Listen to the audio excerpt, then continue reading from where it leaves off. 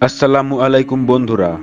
মহানবী হযরত মুহাম্মদ সাল্লাল্লাহু আলাইহি ওয়াসাল্লাম বলেছেন, কিয়ামতের দিন যখন পৃথিবী ধ্বংস হয়ে যাবে আর একটি প্রাণীও অবশিষ্ট থাকবে না, তখন আল্লাহ তাআলা আজরাইল ফেরেশতাকে ডেকে বলবেন, ইয়া আজরাইল, আমি তোমাকে জীবের জান কবজ করার জন্য এ যাবত যত শক্তি ও ক্ষমতা দান করেছি, আজ তা বাড়িয়ে 10 গুণ করে দিচ্ছি।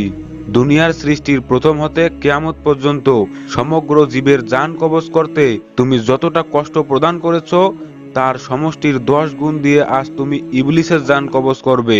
তুমি তোমার গজবের পোশাক পরিধান করে নাও। আল্লাহর আদেশে মালাকুল মউত দোজখ থেকে 70,000 গজবের ফেরেশতা ও অসংখ্য আগুনের শিকল নিয়ে ইবলিসের জান কবজ করার জন্য ছুটবেন। সেটা যদি কেউ দেখতো, তাহলে দুনিয়ার সকল মানব ও জিন ভয়ে প্রাণ ত্যাগ করত। কিয়ামতের একটি নিদর্শন হলো, মানুষ তাদের প্রতিদিনের কাজ করে ঘুমিয়ে পড়বে। লোকজন ঘুম থেকে জাগ্রত হয়ে যাবে, কিন্তু রাত শেষ হবে না। সবাই পেরেশান হয়ে যাবে, রাত কেন শেষ হচ্ছে না।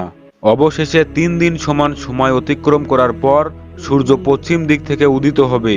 কিছুক্ষণ পর আবার ডুবে যাবে এবং পুনরায় পূর্ব দিক থেকে উদিত হবে। এ দৃশ্য দেখে শয়তান চিৎকার করে কাঁদতে শুরু করবে আর বলবে, হায় হায়, আমার মৃত্যু। ইবলিসের দলবল এই অবস্থা দেখে বলবে, আমরা তোমাকে সারা জীবন এরকম করতে দেখিনি, আজ হলো কি তোমার? ইবলিস শয়তান বলবে, অবশেষে সূর্য পশ্চিম দিক থেকে উদিত হয়ে গেছে, এটা আমার মৃত্যুর আলামত। হযরত আজরাইল আলাইহিস সালাম ইবলিসের জান কবজ করার জন্য তার পিছনে ধাওয়া করলে সে দ্রুত পলায়ন করে দুনিয়ার এক প্রান্ত হতে অন্য প্রান্ত পর্যন্ত ছোটাছুটি করতে থাকবে। আজরাইল আলাইহিস সালাম তাকে সহজে ধরতে না পেরে রাগান্বিত হয়ে এমন হুঙ্কার ছাড়বেন, তখন যদি দুনিয়ার কোনো মানুষ ও জিন বেঁচে থাকতো, তাহলে সেই হুঙ্কারের শব্দে তারা মৃত্যুবরণ করত। ইবলিস ভয়ে দুনিয়ার এক প্রান্ত হতে অন্য প্রান্তে ছোটাছুটি করতে থাকবে। অবশেষে ক্লান্ত হয়ে হযরত আদম আলাইহিস সালামের কবরের নিকট এসে বলবে, হে আদম, তোমার জন্য আজ আমার এই দুর্দশা।